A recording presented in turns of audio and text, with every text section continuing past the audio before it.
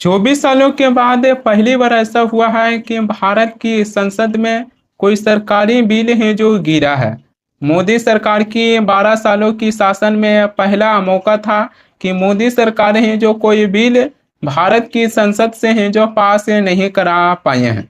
दरअसल केंद्र की बीजेपी सरकार है जो महिलाओं को 33% है जो आरक्षण देने जा रहे थे। इसी से जुड़े केंद्र सरकार है जो 3 विधेयक लेकर आए हैं।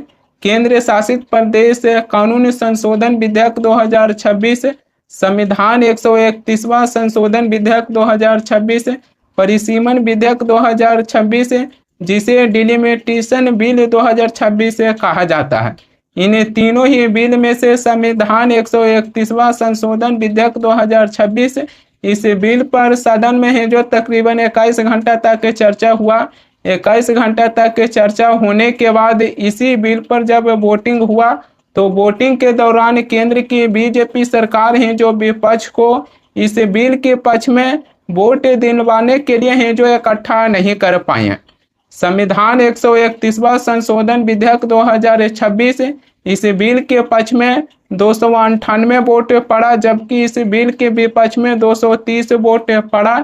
यानी कि संविधान 131वां संशोधन विधेयक 2026 को सदन से पास करवाने के लिए केंद्र की बीजेपी सरकार के पास कम से कम 2/3 बहुमत की जरूरत था। यानी कि इस बिल के पक्ष में 352 वोट पड़ता, तब जाकर यह बिल है जो सदन से पास होता। लेकिन इस बिल के पक्ष में 54 वोट नहीं पड़ा, जिसके बाद ये बिल है जो सदन में गिर गया। प्रश्न ये था कि भारत के संविधान का और संशोधन करने वाले विधेयक पर विचार किए जाए।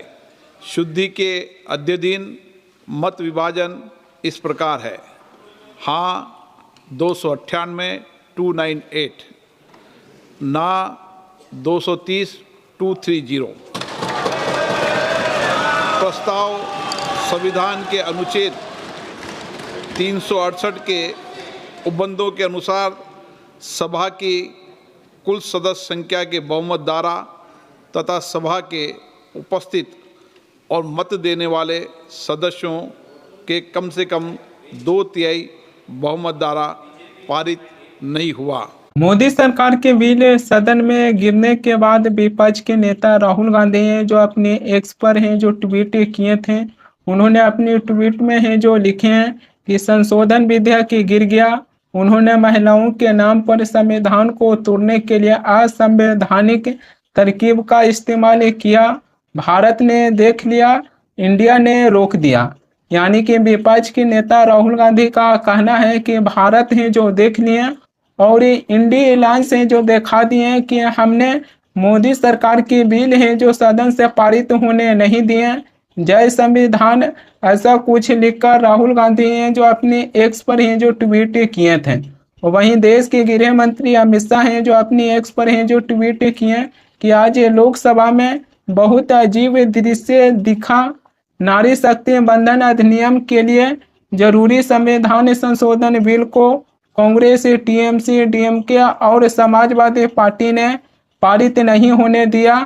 महिलाओं को 33% आरक्षण देने के बिल को गिरा देना, उसका उत्साह मनाना, जयनाद करना सचमुच निंदनीय और कल्पना से परे हैं।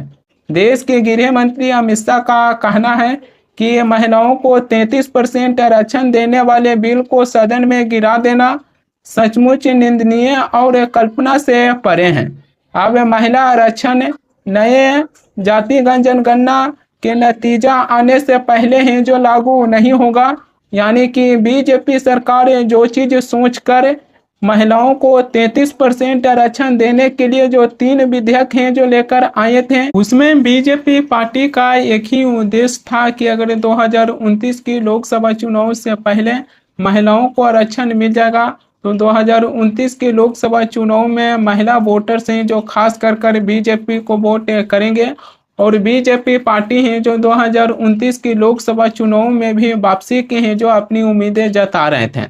मगर ये बिल है जो अब सदन से पारित नहीं हुआ। विपक्ष है जो कह रहे हैं कि हमने मोदी सरकार के बिल को सदन से है जो पारित होने नहीं दिए। लेकिन अगर ये बिल सदन से पारित हो जाता तब भी बीजेपी सरकार है जो विपक्ष के खिलाफ महिलाओं के बीच है जो एक बड़ी मुद्दा बनाते हैं। और जब ये बिल ना पारित हुआ है तब भी बीजेपी सरकार है जो विपक्ष के खिलाफ महिलाओं के बीच जाकर एक बड़ी मुद्दा है जो बनाएंगे। क्योंकि अगर ये बिल सदन से पारित हो जाता तब बीजेपी पार्टी है जो महिलाओं से कहते हैं कि हमने आपको है जो 33% है जो आरक्षण दिए। अब ये बिल है जो सदन से पारित नहीं हुआ है तो बीजेपी सरकार है जो महिलाओं से कहेंगे कि हम तो आप लोगों को 33% आरक्षण देने के लिए सदन में है जो बिल भी लेकर आए, लेकिन विपक्ष है जो उसे बिल को है जो समर्थन नहीं किए, बिल के पक्ष में वोट नहीं दिए। इसी के चलते हैं जो आपको 33% है जो आरक्षण नहीं मिला। बीजेपी पार्टी है जो अभी से विपक्ष को महिला विरोधी है जो बताना शुरू कर दिए हैं। प्रधानमंत्री मोदी आज रात 8:30 बजे देश के नाम है जो संबोधन करेंगे, उसमें महिला आरक्षण से जुड़ी अपनी बातों को है जो रखेंगे और ये बताएंगे कि विपक्ष किस तरीके से जब महिलाओं को आरक्षण देने के लिए बिल लेकर आए तो बिल के पक्ष में है जो वोट नहीं किए और बिल को है जो सदन में गिरा दिए। बीजेपी सरकार से लेकर प्रधानमंत्री मोदी अभी से विपक्ष को है जो महिला विरोधी है जो बताना शुरू कर दिए। संविधान 131वां संशोधन विधेयक 2026 इस विधेयक में प्रावधान ये था कि लोकसभा की सदस्यों की संख्या 543 है जो 543 से बढ़कर 850 से हो सकता था।